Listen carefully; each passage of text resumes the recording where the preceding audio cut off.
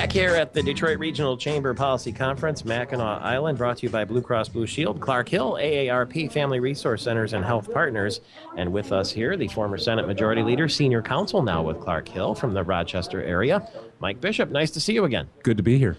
It must be unusual to be able to come to this conference now with the weight of the world not on your shoulders, because in the previous years, you had a lot of business to do with the state and the budget, and also, you were looking at running, you were campaigning. I mean, you were a busy guy. Is it nice now?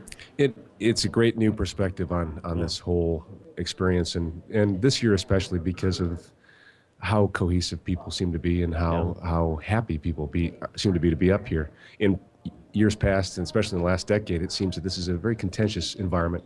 This year it's different. Well, people would have said that if you had only had a Republican House, you could have got more done, but it turns out the Speaker of the House was a Republican after all anyway. Now he's in the governor's administration. Well, I wish he was a Republican back then. It would have made it a lot easier. Yeah. But there's been an epiphany since we served together. And it's easy to get things done when everybody's in the boat, is paddling in the same direction. But you know what? Sometimes it's good not to get things done, and that's what government's set up, is checks and balances.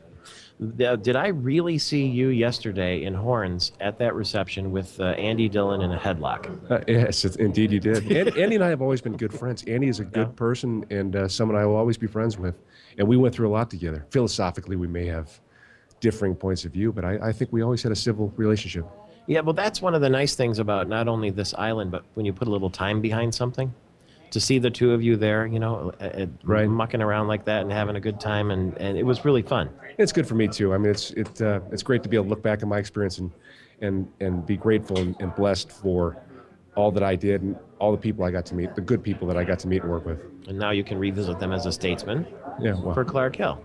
That's right. I hope to be, and love my new spot, love my new gig at Clark Hill. It's a great firm, great lawyers, and excited about it. You get stirrings to run again. I mean, they don't really have a good candidate against Senator Stabenow, it seems like. No, don't get. That's not the direction that I'm going. But I'll tell you, once you run for elected office, I think it's a calling, and it's part of your DNA.